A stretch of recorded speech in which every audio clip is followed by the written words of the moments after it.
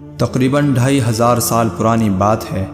ملک یمن پر اسعد تبان حمیری نامی بادشاہ کی حکومت تھی۔ چونکہ یمن کی زبان میں بادشاہ کو تبا کہا جاتا تھا، اس لیے تاریخ میں یہ بادشاہ تبع الاول یعنی پہلا بادشاہ اور تبا حمیری کے نام سے مشہور ہوا۔ ایک مرتبہ تبا اپنے وزیر کے ساتھ سیر پر نکلا۔ تقریباً 1,13,000 پیدل چلنے والے اور 1,30,000 گھڑ سوار بھی اس کے ہمراہ تھے۔ جس شہر پر یہ قافلہ پہنچتا، لوگ ہیبت اور تعجب کے مارے بہت عزت و احترام سے پیش آتے تھے۔ اس سفر کے دوران تبا ہر شہر سے 10 علماء منتخب کر کے اپنے قافلے میں شامل کر رہا تھا۔ یوں کئی شہروں کی سیر کے بعد تقریباً 4,000 علماء تبا کے قافلے میں جمع ہو گئے۔ جب یہ قافلہ شہر مکہ پہنچا تو وہاں کے لوگوں نے ان کی ذرا بھی آؤ بھگت نہ کی۔ یہ دیکھ کر تبا کو بہت غصہ آیا۔ اس نے وزیر کو بلا کر اس کی وجہ پوچھی تو وہ بولا، بادشاہ سلامت، یہاں کے لوگ بہت عجیب و غریب ہے۔ اس شہر میں ایک عمارت ہے جس کا نام کعبہ ہے۔ یہ لوگ اس عمارت میں شیطان اور بتوں کو پوجتے ہیں۔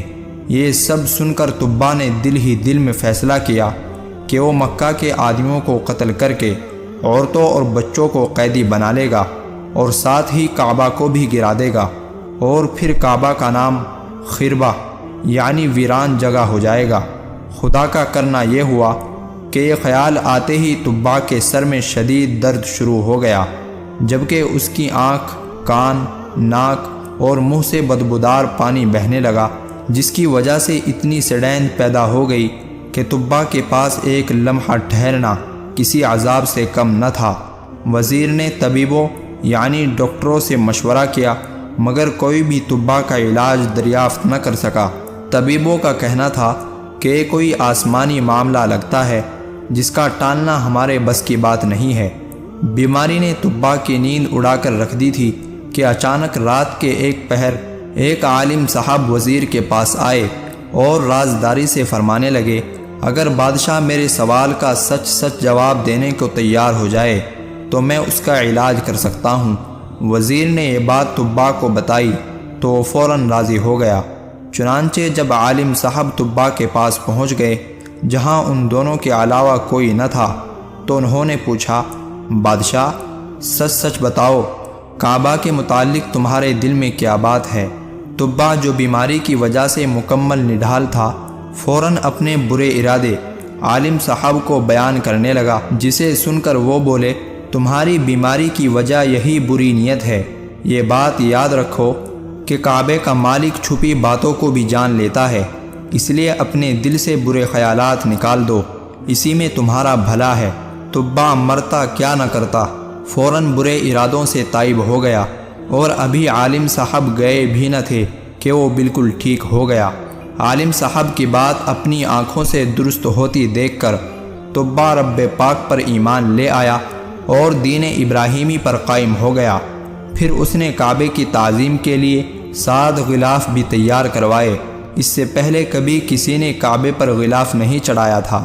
اس کے بعد تبا شہر مکہ کے رہنے والوں کو کعبے کی حفاظت کا حکم دے کر مدینہ شریف کی طرف چل پڑا۔ مدینہ شریف میں ان دنوں آبادی نہ تھی، پانی کے ایک چشمے کے علاوہ یہاں زندگی کے کوئی آثار نہیں تھے۔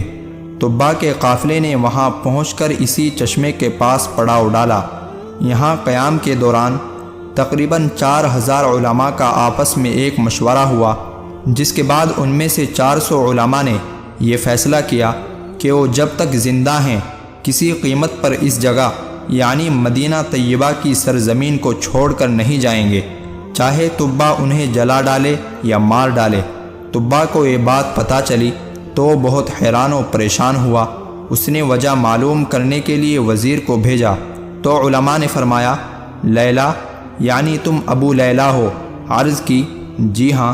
یہ سن کر آپ صلی اللہ علیہ وآلہ وسلم نے غیب کی خبر دیتے ہوئے ارشاد فرمایا، وَمَعَكَ کتاب تبع الاول، تمہارے پاس ہی تبع الاول کا خط ہے۔ اتنا سننا تھا کہ ابو لیلا انصاری حیران رہ گئے اور انہیں تعجب ہوا کہ یہ کون شخصیت ہے جو میرا نام بھی جانتے ہیں اور میرے یہاں آنے کے مقصد سے بھی واقف ہیں۔ اس لیے عرض کی آپ کون ہیں؟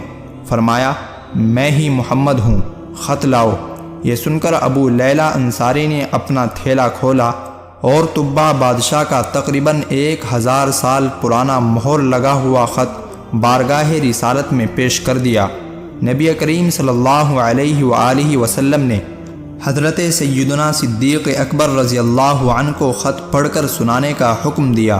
جب خط سنا دیا گیا تو آپ صلی اللہ علیہ وآلہ وسلم نے 3 بار فرمایا مرحبا بالاخ الصالح، یعنی نیک بھائی کو خوش آمدید، نیک بھائی کو خوش آمدید، نیک بھائی کو خوش آمدید۔ اس کے بعد آپ صلی اللہ علیہ وآلہ وسلم نے ابو لیلہ انصاری کو مدینہ شریف کی طرف لوٹ جانے کا حکم دے دیا۔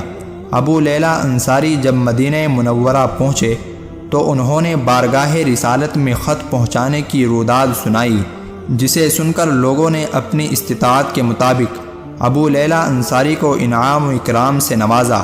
اس کے بعد جب آقا صلی اللہ علیہ وآلہ وسلم نے طلع البدر علینا کی صداؤں میں مدینہ کی سرزمین پر قدم رکھ کر اسے ہمیشہ کے لیے مدینہ طیبہ بنایا تو ہر قبیلہ چاہتا تھا کہ آپ صلی اللہ علیہ وآلہ وسلم ان کے یہاں قیام فرمائیں، مگر آپ صلی اللہ علیہ وآلہ وسلم نے فرمایا میری اونٹنی کو چھوڑ دو، جہاں خدا کا حکم ہوگا یہ وہاں رک جائے گی۔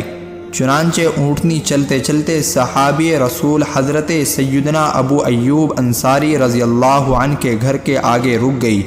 آپ رضی اللہ عنہ انہی عالم صاحب کی اولاد میں سے تھے جنہوں نے طبا کی اصلاح کی تھی، اور آپ کا مکان وہی مکان تھا جو طبا نے خاص پیارے آقا صلی اللہ علیہ وآلہ وسلم کے لیے بنوایا تھا۔